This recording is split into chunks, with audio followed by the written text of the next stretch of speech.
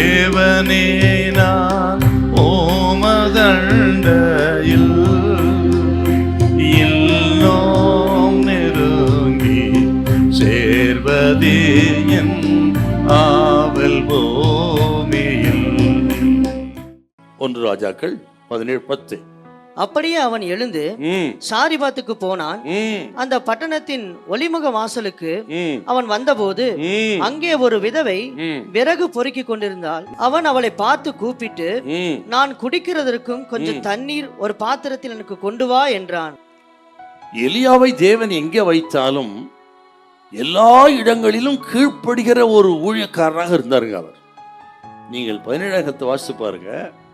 நீ போய் கேரி சாற்றில் ஒளிந்து கொன்று, அப்படியே எலியா ஒளிந்து கொண்டிருந்தான் அப்படின்னு நீங்கள் 5வது வசனத்தை பார்க்கிறோம். அப்புறம் சொல்றாரு பாருங்க, நீ எழுந்து சாரிபாத்துக்கு போ என்று சொன்ன பொழுது அப்படி அவன் எழுந்து சாரிபாத்துக்கு போனான் அப்படின்னு 10வது வசனத்தை பார்க்கிறோம். பிறகு சொல்றாருங்க, நீ போய் உன்னை ஆகாபுக்கு காண்பி என்று 18ஆம் அதிகாரம் 1 வசனத்தை சொல்றாரு. அதன்படியே ஆகாப்புக்கு தன்னை காண்பிக்க போனான் என்று 18:2 எங்க வைத்தார்ந்தாலும் சரி, நீ எழுந்து புறப்படு என்று சொன்னால் அப்படியே புறப்பட்டு போகக்கூடிய விசுவாசமும் கீழ்ப்பழுதலும் உள்ள தேவ மனுஷன் எலியா. கேள்வியே கேட்கலங்க. ஆண்டவரே, நீர் என்னை சாரிபாத்துக்கு அனுப்புகிறீர், அங்க போஷிப்பீரா? அங்க எனக்கு பாதுகாப்பு இருக்குமா?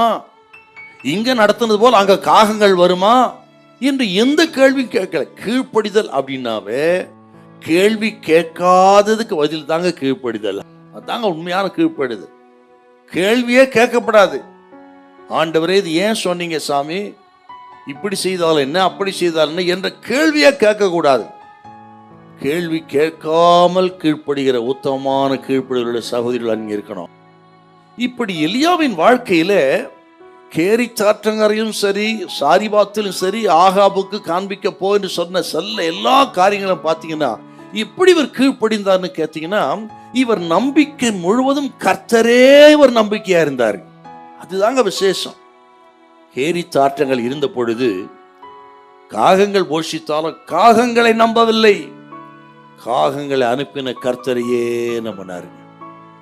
சாரிபாத்துக்கு அனுப்பி சாரிபாத் விதவையின் மூலம் போஷித்தாலும் எலியா அந்த சாரிபாத் விதவையை நம்பல, அவளையும் இவரை போஷித்த கர்த்தரையே நம்பினான். ஆகவே தான் அப்படி கீழ்ப்படி முடிந்தது. இன்றைக்கு கர்த்தர் சொல்றார், நீங்க அப்படிப்பட்ட ஒரு கீழ்ப்படிதல், ஆண்டவரை நம்பி அவர் என்ன சொல்கிறாரோ அதன்படி செய்ய ஆயத்தம்னு சொல்லி நீங்க நம்பி நீங்க கீழ்ப்படிங்க. எந்த இடத்திலும் போஷித்து நடத்த ஆண்டவர் வல்லவர். ஹல்லேலூயா, ஹல்லேலூயா.